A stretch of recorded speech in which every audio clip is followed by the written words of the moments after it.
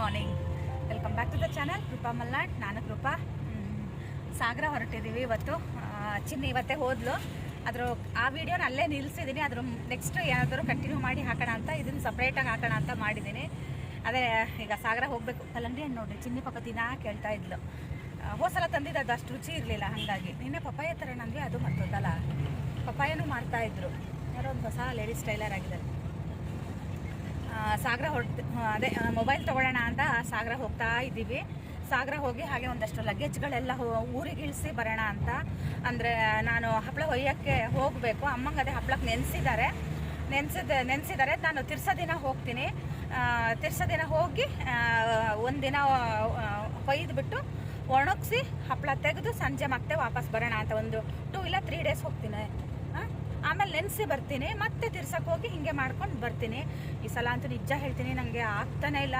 ಶ್ರೇಯು ಮನೆಗೆ ಬಂದಾಗಿಂದ ನಮ್ಮ ಮನೆ ನೋಡಿದ್ರೆ ನನಗೆ ಹಿಂಸೆ ಆಗ್ತಾಯಿದೆ. ಆಮೇಲೆ ನಾನು ಅಷ್ಟೇ, ಆ ಮದುವೆ ಮನೆಗೆ ಹೋಗಿ ಬಂದಾಗಿಂದ ನನ್ನ ಬಟ್ಟೆಗಳೆಲ್ಲೋ, ನಾನೆಲ್ಲೋ, ನನ್ನ ವಸ್ತುಗಳೆಲ್ಲೋ ಏನೇನೋ ಆಗೋಗಿದೆ. ಅದಕ್ಕೆ ಈ ಸಲ ಇದಕ್ಕೆ ಶಿವಮೊಗ್ಗ ಹೋದಾಗ ಒಂದಷ್ಟು ಸ್ಪಾರಲ್ಲಿ ಒಂದಷ್ಟು ಆರ್ಗನೈಸ್ ಮಾಡೋಂಥ ಬಾಕ್ಸ್ಗಳು ತರಬೇಕು ಅಂತ ಇದ್ದೀನಿ. ನಮ್ಮ ಚಿನ್ನಿ ಅಂತೂ ನಿಜ ಹೇಳ್ತೀನಿ, ನಂಗೆ ಇವತ್ತು ಅವಳ ಮೇಲೆ ಎಷ್ಟು ಸಿಟ್ಟು ಬಂದಿತ್ತಂದರೆ, ಒಂದು ಸ್ವಲ್ಪನೂ ಜವಾಬ್ದಾರಿ ಅನ್ನೋದೇ ಇಲ್ಲ.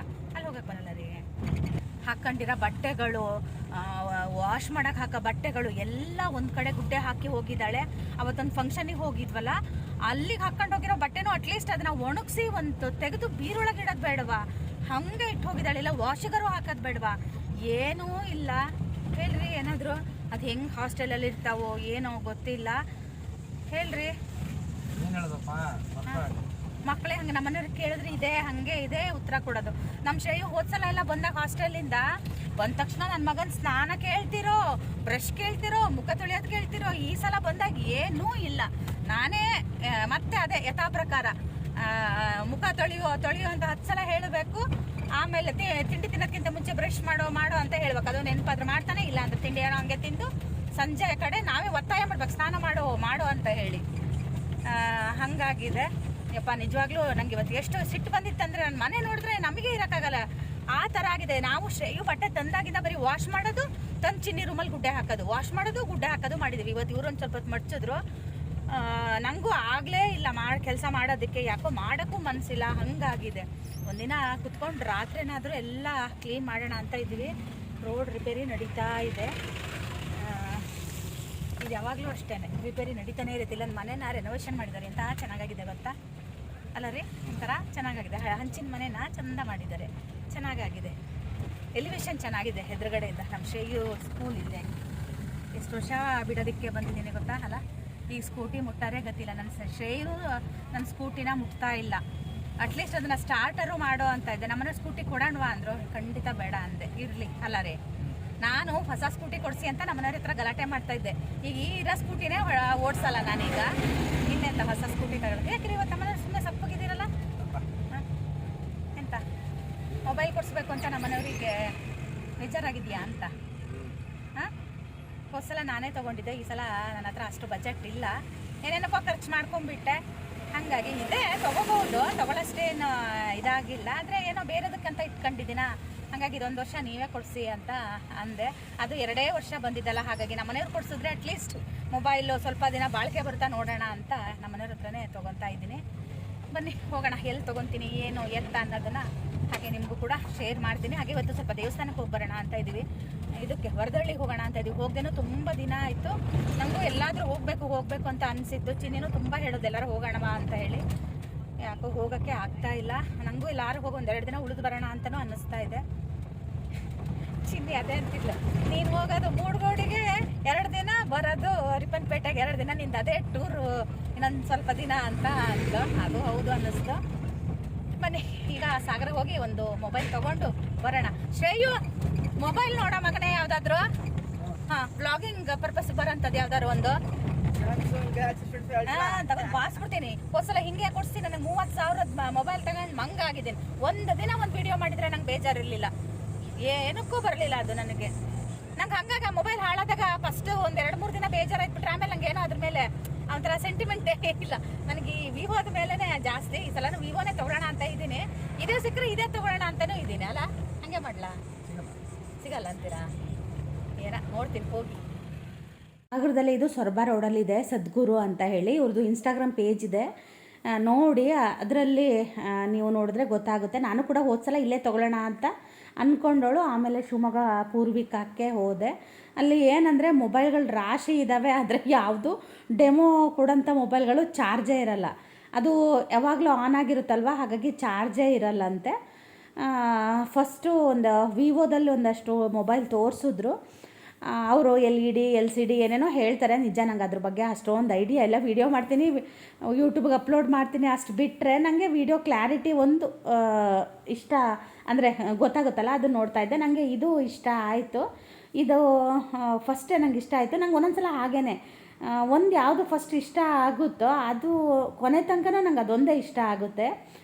ಇದಾದಮೇಲೆ ಇನ್ನೂ ಒಂದು ತೋರಿಸಿದ್ರು, ಇದು ಓಪೋದ್ದು, ವಿವೋದು, ಸ್ಯಾಮ್ಸಂಗ್ದು, ಓಪೋ ಮೂರೇ ನನಗೆ ಅವರು ತೋರಿಸಿದ್ದು. ಅಂದರೆ ಕ್ಯಾಮ್ರಾ ಕ್ಲಾರಿಟಿ ಚೆನ್ನಾಗಿರುತ್ತೆ, ಅದರಲ್ಲಿ ಯಾವುದಾದ್ರೂ ತೊಗೊಳ್ಳಿ ಅಂತ ಹೇಳಿ. ಇದು ವಿವೋದ್ದು ಅನಿಸುತ್ತೆ. ಇದು ಸ್ವಲ್ಪ ಕಮ್ಮಿ ಇತ್ತು ರೇಟು. ಮೊಬೈಲ್ ರೇಟ್ಗಳೆಲ್ಲ ಒಂದೇ ವಾರಕ್ಕೆ ಎಲ್ಲ ಜಾಸ್ತಿ ಆಗಿದೆ ಅಂತ ಹೇಳ್ತಾಯಿದ್ರು.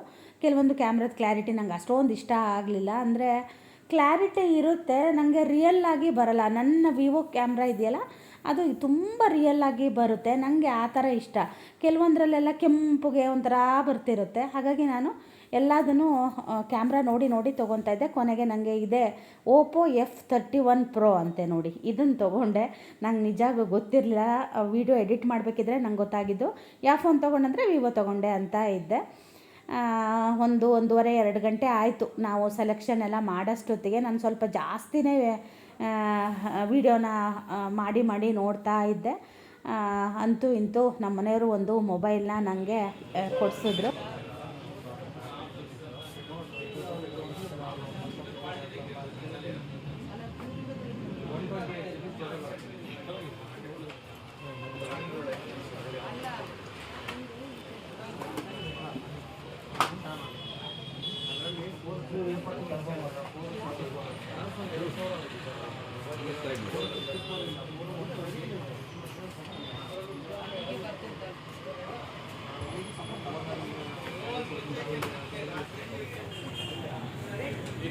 ಮಾಡ್ತೀವಿ ಸರ್, ಹುಡುಗರು ಬಂದರೆ ಪರವಾಗಿಲ್ಲ, ಕಟ್ಟಾಗ್ತದೆ.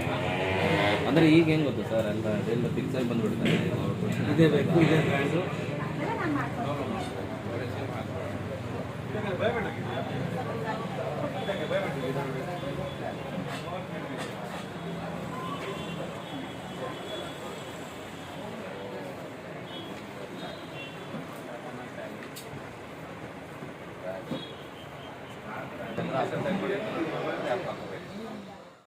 ನನಗೆ ತುಂಬ ಇಷ್ಟ ಆಯಿತು ಸದ್ಗುರು ಮೊಬೈಲ್ಸ್ ಅವರು ಅಂಗಡಿ. ಮತ್ತು ಅಲ್ಲಿ ಕೆಲಸ ಮಾಡೋರು ಅಷ್ಟೇ ತುಂಬ ಚೆನ್ನಾಗಿ ಹೇಳಿದ್ರು ಎಲ್ಲದ್ರ ಬಗ್ಗೆನೂ. ಮತ್ತು ತುಂಬ ಚೆನ್ನಾಗಿ ರೆಸ್ಪಾನ್ಸ್ ಕೂಡ ಚೆನ್ನಾಗಿತ್ತು. ಇದರಲ್ಲಿ ನಮಗೆ ಡಿಸ್ಕೌಂಟ್ ಆ ಥರ ಏನೂ ಸಿಗಲಿಲ್ಲ. ಕೆಲವೊಂದು ಮೊಬೈಲಲ್ಲಿ ಡಿಸ್ಕೌಂಟ್ ಕೂಡ ಇತ್ತು, ಅದನ್ನು ನಾನು ಹೇಳ್ತೀನಿ. ನಮಗೆ ಗಿಫ್ಟ್ ಅಂತ ಹೇಳಿ ಒಂದು ಇಯರ್ಪೋರ್ಟ್ ಕೊಟ್ಟರು. ಆಮೇಲೆ ಇನ್ನೊಂದು ಇದು ಚಾರ್ಜ್ ಮಾಡ್ತಾರಲ್ಲ, ಏನಂತಾರೆ ಅದಕ್ಕೆ, ಪವರ್ ಬ್ಯಾಂಕ್ ಕೊಟ್ಟರು. ಹಾಗೆ ಚಿನ್ನಿದು ಕೇಬಲ್ಲು ಹಾಳಾಗಿತ್ತು, ಅದನ್ನು ಕೂಡ ಕೇಳಿದ್ವಿ ದುಡ್ಡಿಗೆ. ಅವರು ಅದನ್ನು ಕೂಡ ಒಂದು ಫ್ರೀಯಾಗಿ ಕೊಟ್ಟರು. ಹಾಗೆ ಮೊಬೈಲ್ ಕೂಡ ತೊಗೊಂಡು ಈಗ ಹೊರಟ್ವಿ. ಇವರೇ ನಮಗೆ ಮೊಬೈಲ್ ತೋರಿಸಿದ್ದು. ಮತ್ತು ನನ್ನ ಹಳೆ ಮೊಬೈಲನ್ನು ಕೂಡ ನಾನು ಅಲ್ಲೇ ಅವರಿಗೆ ಕೊಟ್ಟು ಬಂದೆ. ಅದು ರಿಪೇರಿ ಏನಾದರೂ ಬಂದರೆ ಮಾಡಿಸಿ ಅಂತ ಹೇಳಿ. ಇಷ್ಟ ಆಯಿತು. ನೀವು ಅಷ್ಟೇ ಯಾರಾದರೂ ಸಾಗರ ಅಥವಾ ಸುತ್ತಮುತ್ತ ಯಾರಾದರೂ ಇದ್ದರೆ ಒಂದ್ಸಲ ಸದ್ಗುರುಗೆ ಹೋಗಿ, ನಿಮಗೆ ಆ ಎಕ್ಸ್ಪೀರಿಯೆನ್ಸ್ ಇಷ್ಟ ಆಗ್ಬೋದು ಅಂತ ಅಂದ್ಕೊತೀನಿ. ನನಗೆ ತುಂಬ ಇಷ್ಟ ಆಯಿತು. ಇವರು ನನಗೆ ಮೊಬೈಲ್ನ ತೋರಿಸಿದ್ದು ಮತ್ತು ಕೊಟ್ಟಿದ್ದು ಎಲ್ಲ ಅಷ್ಟೇ. ನೋಡಿ, ಇಷ್ಟೊಂದು ನನಗೆ ಗಿಫ್ಟ್ಗಳು ಸಿಕ್ತು. ಮೊಬೈಲ್ ಜೊತೆಗೆ ಇಷ್ಟೊಂದು ಗಿಫ್ಟ್ ಕೂಡ ನನಗೆ ಸಿಕ್ತು.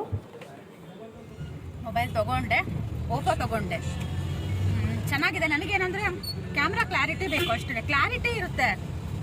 ಕೆಲವೊಂದು ಮೊಬೈಲ್ಗಳೇನೆಂದರೆ, ಈಗ ನಂದು ಇದು ವಿವೋ ತುಂಬ ಚೆನ್ನಾಗಿದೆ, ಇದು ಸಿಗಲ್ಲ ಅಂತ ಈಗ ಹೇಳಿದ್ರು. ಅವರು ಹೇಳಿದ್ರು ಚೆನ್ನಾಗಿದೆ ಇದು ಅಂತ. ಆವಾಗಲೇ ಇದಕ್ಕೆ ನೀವು 25,000 ಮೇಲೆ ಕೊಟ್ಟಿದ್ದೀರಾ ಅಂದರೆ ನಂಗೆ ಗೊತ್ತಿಲ್ಲ, ನಿಜ ಹೇಳ್ತೀನಿ. ಅಂದರೆ 5-6 ಇಯರ್ಸ್ ಬ್ಯಾಕ್ ಇದು ತೊಗೊಂಡಿದ್ದು ನಾನು. ಕೇಳಿದೆ ಇದೇ ಮಾಡೆಲ್ ಬರುತ್ತೆ, ಈಗ ಅದು ಬರಲ್ಲ ಮೇಡಮ್, ಅಷ್ಟು ವರ್ಷ ಆಯ್ತಲ್ಲ ಅಂದ್ರೆ. ಆಮೇಲೆ ಓಪೋದಲ್ಲಿ ತೊಗೊಂಡೆ. ನಾನು ಯಾವತ್ತೂ ಓಪೋ ಯೂಸ್ ಮಾಡಿಲ್ಲ, ಇದೇ ಫಸ್ಟ್ ಟೈಮ್ ಓಪೋ ಯೂಸ್ ಮಾಡಿದೆ. ತುಂಬ ಚೆನ್ನಾಗಿ ಟ್ರೀಟ್ ಮಾಡ್ತಾರೆ. ಹೋಗಿ ಯಾರಾದರೂ ಸದ್ಗುರುಗೆ. ಕೆಲವೊಂದು ಮೊಬೈಲ್ ಮೇಲೆ ಆಫರ್ ಇತ್ತು. ನಂಗೆ ಅದೇ ಒಂದು ತೋರಿಸಿದ್ರು ಅವರು, 35,000ದ್ದು 32,000 ಆಗುತ್ತೆ ಅಂತ. ನನಗೆ ಅದು ಇದು ಇಷ್ಟ ಆಗ್ಬಿಟ್ಟಿತ್ತು ಈ ಮೊಬೈಲು. ಹಾಗಾಗಿ ನಾನು ಅದಕ್ಕೆ ಹೋಗಲಿಲ್ಲ. ಆಮೇಲೆ ಮತ್ತೆ ನಾನು ಹೊಸಲ ಪೂರ್ವಿಕದಲ್ಲಿ ತೊಗೊಂಡಿದ್ದೆ ಶಿವಮೊಗ್ಗದಲ್ಲಿ. ಅವ್ರು ಏನೂ ಅಷ್ಟು ಮಾಡಿ ಕೊಡಲ್ಲ. ಆದರೆ ಪಾಪ ಇವರು ನನಗೆ ಎಲ್ಲ ಮಾಡಿಕೊಟ್ರು. ಆದರೆ ಇನ್ಸ್ಟಾಗ್ರಾಮ್ ಒಂದು ನನಗೆ ಸಿಗ್ತಾ ಇಲ್ಲ, ಪಾಸ್ವರ್ಡ್ ಏನೋ ಇದಾಗಿ ಇನ್ಸ್ಟಾಗ್ರಾಮ್ ಒಂದು ಸಿಕ್ಕಿಲ್ಲ. ಅದೊಂದು ಬೇಜಾರಾಯಿತು. ಅದೇ ಆ ಮೊಬೈಲ್ ಏನಾದರೂ ಸರಿ ಆದರೆ, ಈ ಹಳೆ ಮೊಬೈಲು ರಿಪೇರಿ ಕೊಟ್ಟಿದ್ದೀನಿ, ಒಂದು 2,000 ರೂಪಾಯಿ ಒಳಗಾದರೆ ಮಾಡ್ತೀನಿ ಅಂತ ನಾವು ಒಂದು 5,000 ಹೇಳಿದ್ದೆ. ಈಗೆಲ್ಲ ಬಂತು. ವಾಟ್ಸಪ್ ಇರಲಿಲ್ಲ, ಏನೂ ಇರಲಿಲ್ಲ. ಇನ್ಸ್ಟಾಗ್ರಾಮ್ ಒಂದು ನಂದು ಅದು ಪಾಸ್ವರ್ಡ್ ಇದು ಸಿಗ್ತಾ ಇಲ್ಲ. ಚಿನ್ನಿ ಅದು ನಾನು ಅವಳು ಅದೇ ಅಂತ ಇದ್ವಿ. ಅವಳು ಈಗ ಹಾಸ್ಟೆಲಿಗೆ ಹೋದ್ಮೇಲೆ ಅವಳು ಫೋನ್ ಮಾಡ್ತಾಳೆ. ಮೊಬೈಲ್ ತೊಗೊಂಡೆ. ಎಷ್ಟಾಯಿತು? 28,000ದ ಮೊಬೈಲ್ ತೊಗೊಂಡೆ ನಾನು. ಕಮ್ಮಿದು 20,000 ಒಳಗಿಂದ ನಾನು ನೋಡ್ತಾ ಇದ್ದೆ. ಅವ್ರು ಅಷ್ಟಕ್ಕಾದರೆ ಅದೇನೋ LED LCD ಡಿಸ್ಪ್ಲೇ ಇರುತ್ತಲ್ಲ ಅದು ಸಿಗಲ್ಲ ಅಂತ ಅಂದರು. ಮತ್ತು ನೀವು ಯೂಟ್ಯೂಬ್ ಬೇರೆ ಮಾಡ್ತೀನಿ ಅಂತಿರಲ್ಲ ಮೇಡಮ್, ಇದೇ ತೊಗೊಳ್ಳಿ ಅಂದರು. ಇದೇ ತೊಗೊಳ್ಳಿ ಅನ್ನಲಿಲ್ಲ ಪಾಪ ಅವರು, ಆದರೆ ಈ ಥರದ್ದು ತೊಗೊಳ್ಳಿ ಅಂತ ಹೇಳಿದ್ರು. ಅವ್ರಿಗೆ ಅದೇ ಇಷ್ಟ ಆಯಿತು. 32,000 ಚಿಲ್ಲರೆದು ಅದು ಅಲ್ಲ, 40,000 ಹೇಳಿದ್ರು. 38 ಚಿಲ್ಲರೆದಲ್ಲ ರೀ, ಅದನ್ನೇ ತೊಗೊಳ್ಳಿ ಅಂತ ತುಂಬ ಹೇಳಿದ್ರು. ನಾನು ಅಷ್ಟು ಬಜೆಟಲ್ಲಿ ಇಲ್ಲ ಈ ಸಲ ಅಂತ ಅಂದೆ. ನಮ್ಮನೆಯವರು ತಗೋ ಅಂದರು. ನಾನು ನೀನು ಸ್ವಲ್ಪ ಹಾಕಿ ಆಮೇಲೆ ನನಗೆ ಯಾಕೋ ಬೇಡ ಅಂತ ಅನ್ನಿಸ್ತು. ಹಾಗಾಗಿ ಹೆಂಗಿದ್ರು ನಂದು ವಿವೋ ಮೊಬೈಲ್ ಇದೆ, ನಾನು ಇದರಲ್ಲೇ ವಿಡಿಯೋ ಎಲ್ಲದು. ಹಾಗಾಗಿ ನನಗೆ ಬೇಡ ಅಂತ ಅನಿಸ್ತು. ಹಾಗಾಗಿ ತೊಗೊಂಡ್ಲಿಲ್ಲ. ಎಷ್ಟು ಕಾಸ್ಟ್ಲಿ ಆಗಿದೆ ಅಂದರೆ ಅವರೇ ಹೇಳ್ತಾ ಇದ್ರು, ಈಗ ಒಂದು 2-3 ತಿಂಗಳಿಂದ 5,000 ಜಾಸ್ತಿ ಆಗಿದೆ ಅಂತೆ. ದಿಢೀರಂತ ಹಂಗೆ ಜಾಸ್ತಿ ಆಗಿದೆ ಅಂತ ಹೇಳಿದ್ರು. ತುಂಬ ದಿನ ಅನ್ಕೊತಾ ಇದ್ದೆ ಮೊಬೈಲ್ ತಗೋಬೇಕಂತ. ಅಂತೂ ಮೊಬೈಲ್ ತೊಗೊಂಡಾಯಿತು. ಅದು ಶ್ರೀಧರಾಶ್ರಮಕ್ಕೆ ಹೋಗೋಣ ಅಂತ ಅಂದ್ಕೊಂಡಿದ್ವಲ್ಲ, ಟೈಮ್ ಬಂದು ಇಲ್ಲೇ 1:15 ಆಯಿತು.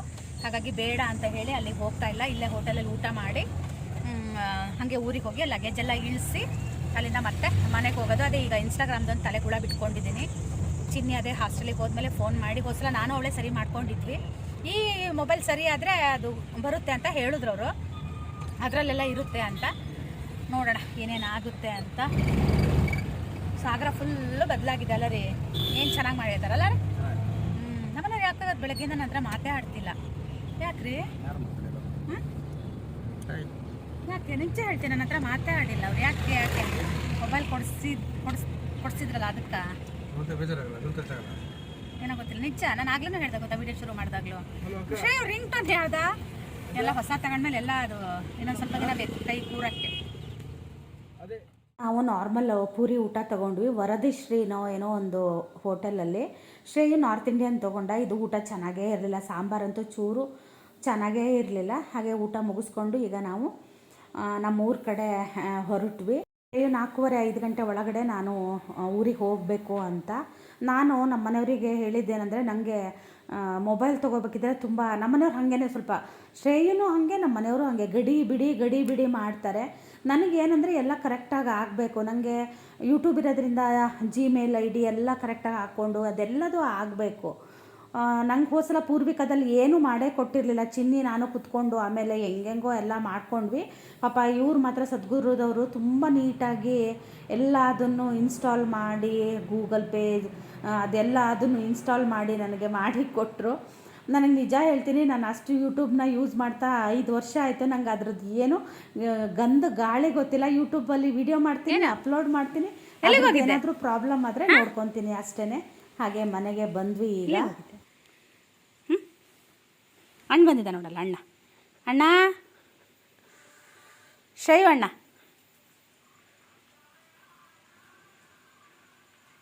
ಅಂದರೆ ನಮ್ಮ ಅಮ್ಮನ ಸವಾರಿ ಬರ್ತಾ ಇತ್ತಲ್ಲ. ಹೋಗಿದ್ದಿಲ್ಲ? ಸ್ನಾನಾಗಿಲ್ಲ.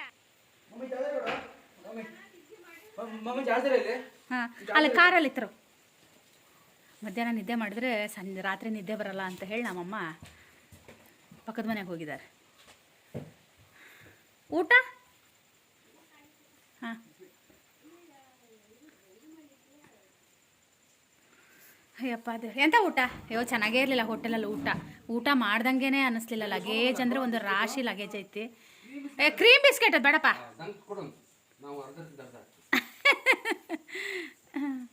ಅಯ್ಯೋ ಅದೇ ಶ್ರೇಯು ಕಾರಲ್ಲೇ ಇಟ್ಟಿಯಾನ ಇದು ಏನದು ಬಿಸ್ಕೆಟು ಮೆಲ್ಟ್ ಆಗಿ ಹೋಗಿತ್ತು. ನೋಡಲಿ ಪವನ ತಂದು ತಿನ್ನಿಸಿ ನಂಗೊಂಚೂರು ಕೊಡ ಮಗ. ಊಟ ಮಾಡಿದ್ರೆ ಊಟ ಮಾಡ್ದಂಗೆ ಅನ್ನಿಸ್ಲಿಲ್ಲ. ಅಲ್ಲಿ ಚೆನ್ನಾಗೇ ಇರಲಿಲ್ಲ ಊಟ. ನಾವಂಚೂರು ಕೊಡ ಮಗ.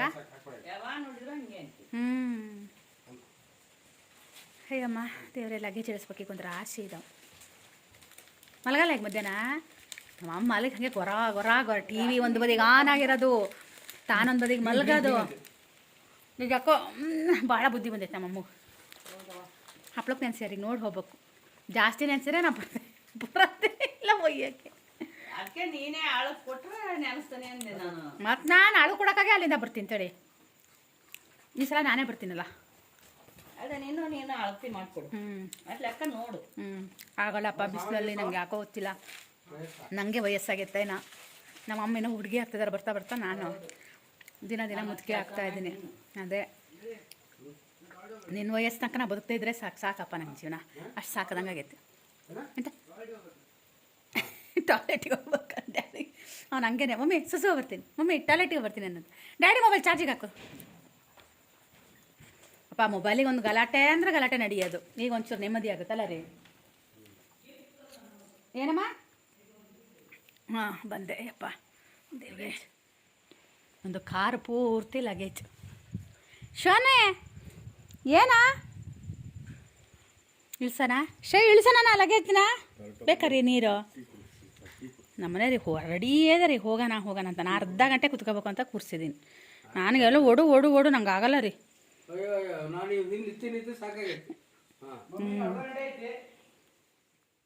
ನಮ್ಮಮ್ಮ ಹಪ್ಪಳಕ್ಕೆ ನೆನೆಸಿದ್ದಾರೆ. 5 ಗಿಡನ ಮಾತ್ರ ನೆನೆಸಮ್ಮ ಅಂತ ಹೇಳಿದ್ದೆ. ನಂಗೆ ನಿಜ ಹೇಳ್ತೀನಿ, ಈಗ ಹೊಯ್ಯಕ್ಕೂ ಆಗಲ್ಲ ಮಾಡೋಕ್ಕೂ ಆಗಲ್ಲ, ಹಂಗೆ ಆಗ್ಬಿಟ್ಟಿದೆ. ಅವ್ರು ಒತ್ತಾಯಕ್ಕೆ ಈಗ ನಾನು ತಂದಿದ್ದೀನಿ. ನಮ್ಮಮ್ಮ ನುಗ್ಗೆಕಾಯಿಗೆ ಸಾರಿಗೆ ಅಂತ ನುಗ್ಗೆಕಾಯಿ ಹೆಚ್ಚಿದ್ರಂತೆ. ಆಮೇಲೆ ಅಡುಗೆ ಮಾಡೋದು ಲೇಟ್ ಆಯಿತು ಅಂತ ನುಗ್ಗೆಕಾಯಿ ಸಾರನ್ನು ಮಾಡಲೇ ಇಲ್ಲಂತೆ. ಮಜ್ಜಿಗೆ ಅನ್ನ ಊಟ ಮಾಡಿದೆ ಅಂತ ಹೇಳಿದ್ರು. 3 ಸಲ ವಾಷಿಗೆ ಹಾಕಿದ್ದೀನಿ ಮಿಷನಿಗೆ. ಕೈಯಲ್ಲಿ ಏನಾರು ವಾಶ್ ಮಾಡಾಗಿದ್ರೆ ಬಟ್ಟೆನಾ ರೀ 2 ತಿಂಗಳು ನಾನು ಬಟ್ಟೆ ವಾಶ್ ಮಾಡ್ತಾನೆ ಇರಬೇಕಾಗಿತ್ತು. ಆ ಥರ ಬಟ್ಟೆ. ಇನ್ನು ಬಟ್ಟೆ ತಗೊಳೋದು ಬೇಡ. ಅವ್ನು ಹಾಕಲ್ಲ ಮಾಡಲ್ಲ ಸುಮ್ಮನೆ. ಅದೊಂದು ಹುಡಿ ಒಂದು ಐತಲ್ಲ, ಅದೆಲ್ಲ ಇನ್ನೊಂದು ದಿನ ಹಾಕ್ಬೇಕು. ಆ ಸ್ಕೂಲ್ ಎದುರುಗಡೆ ಹೊರದು ಬಿಡ್ತೀನಿ ಅದನ್ನ. ಅದೆಂಥದ್ದು ಐತಲ್ರಿ ಅದೊಂದು. ಅಂದೇನು ಯಾವಾಗಲೂ ಹಾಕೋದೇನಾ? ಮಳೆಗಾಲ ಚಳಿಗಾಲ? ಅದೇ ಮಳೆಗಾಲ ಚಳಿಗಾಲ ಬಿಟ್ಟು ಎಲ್ಲ ಟೈಮಲ್ಲೂ ಹಾಕ್ತೀಯ ನೀನು? ಗಣಪತಿ ಹಬ್ಬದಲ್ಲಿ. ಚೆನ್ನಾಗಿಲ್ಲ ಕಾಫಿ. ನಂಗೆ ಕಾಫಿ ಇಷ್ಟ ಆಗಲ್ಲ. ಟೀ ಪುಡಿ ಇಲ್ಲ ಅಂತ ಅಮ್ಮನ ಹತ್ರ, ಹಾಗಾಗಿ ಕಾಫಿ ಮಾಡಿದ್ದಾರೆ. ನಂಗೆ ಇಷ್ಟ ಆಗಲಿಲ್ಲ ಕಾಫಿ. ನಂಗೆ ಬ್ರೂ ಬಿಟ್ಟರೆ ಇನ್ಯಾವುದೋ ಕಾಫಿ ಕುಡಿತೇನೆ. ಆದರೆ ಇದೆ ಯಾಕೆ ಚೆನ್ನಾಗಿಲ್ಲಲ್ಲಮ್ಮ ಪುಡಿ? ಚೆನ್ನಾಗಿಲ್ಲ ಇದು. ಅವತ್ತೇ ಟೀ ಪುಡಿ ತಂದಿದ್ರೆ ಅಂತಲ್ಲ, ಚೆನ್ನಾಗಿತ್ತಂತ ನೋಡಿ.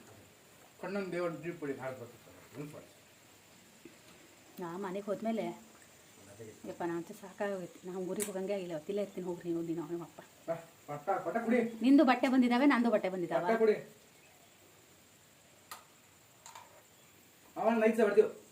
ಒಯ್ದಿನ ನಿಮ್ಮ ಅಮ್ಮನ ಮನೆ ಹಪ್ಪಳದಕ್ಕೆ ಹಂಗಾರೆ ಹುಳ ಆಗ್ಬೇಕನ್ನೋದು. ಹಾಂ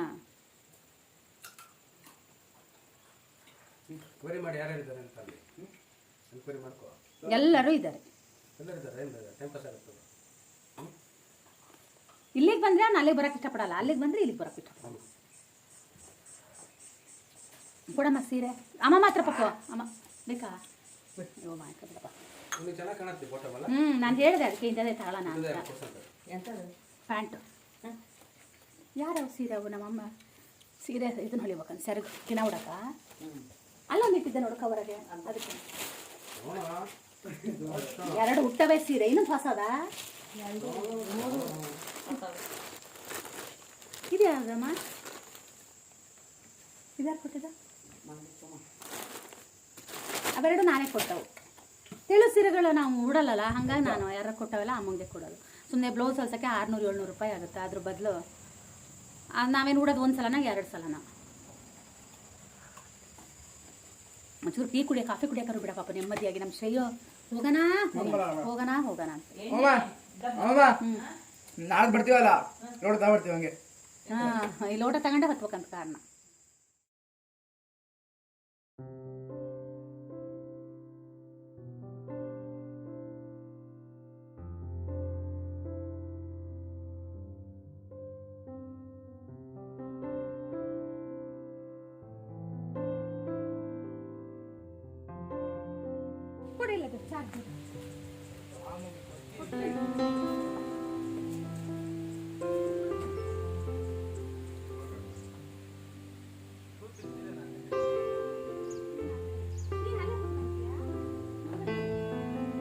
ನಿಮಗೆ ಒಣಕಾಯಿ ಬೇಕಾ? ನಾ ಮೊನ್ನೆ ಕೊಟ್ಟೆ ಒಂದಿಷ್ಟು ಏನು ಕೊಡಲ್ಲ. ರಣ ಬಿಸಿಲಲ್ಲಿ ಊರಿಗೆ ಹೋಗಿದ್ದೀವಿ. ನಾನು ಒಂದು ಅರ್ಧ ಗಂಟೆ ಕೂರೋಣ ಅಂದರೆ ನಮ್ಮ ಶ್ರೇಯು ಏನಂದರೂ ಕೂರಕ್ಕೆ ಬಿಡಲಿಲ್ಲ. ಲಗೇಜೆಲ್ಲ ಇಳಿಸಿ ಬಂದ್ವಿ. ಅಂದರೆ ಹಪ್ಪಳದ ಒಲೆ, ಆಮೇಲೆ ಸಿಲಿಂಡರ್ ಒಯ್ಬೇಕಿತ್ತು, ಆಮೇಲೆ ಅಕ್ಕಿ ಒಯ್ಬೇಕಾಗಿತ್ತು, ಆಮೇಲೆ ಬರಬೇಕಿದ್ರು ಅಷ್ಟೇ ಅಮ್ಮ ಕಾಯೆಲ್ಲ ಒಣಗಿಸಿದ್ರು, ಅದನ್ನು ತೊಗೊಂಡು ಎಣ್ಣೆ ಮಾಡ್ಸೋಕೆ ಕೊಡೋಕ್ಕೆ ಅಂತ ಹೊರಟ್ವಿ. ನಮ್ಮ ಶ್ರೇಯದ್ ಒಂದೇ ರಗಳೆ ಹೋಗೋಣ ಅಂತ ಹೇಳಿ ನನಗೆ ಒಂದು ಅರ್ಧ ಗಂಟೆ ಕುತ್ಕೊಂಡು ನೆಮ್ಮದಿಯಾಗಿ ಇದ್ದು ಬರೋಣ ಅಂತ. ಆಮೇಲೆ ಸಾಗರದಲ್ಲಿ ಗಣಪತಿ ಜಾತ್ರೆ ಆಗಿತ್ತು, ಆದ್ರೂ ಅಂಗಡಿಗಳೆಲ್ಲ ಹಾಗೇ ಇತ್ತು. ನಾವು ಕೂಡ ಸುಮ್ಮನೆ ಒಂದು ರೌಂಡ್ ಹಾಗೆ ಓಡಾಡಿಕೊಂಡು ಹಾಗೆ ಹೊರಟ್ವಿ. ಅಲ್ಲೂ ಶ್ರೇಯು ರಗಳೆ ಬನ್ನಿ ಅಂತ. ಹಾಗೆಯೇ ಇವತ್ತಿನ ವ್ಲಾಗ್ನ ಕೂಡ ನಾನು ಇಲ್ಲಿಗೆ ಮುಗಿಸ್ತಾ ಇದ್ದೀನಿ. ಹಾಗೆ ನಾಳಿನ ವ್ಲಾಗಲ್ಲಿ ಸಿಗ್ತೀನಿ.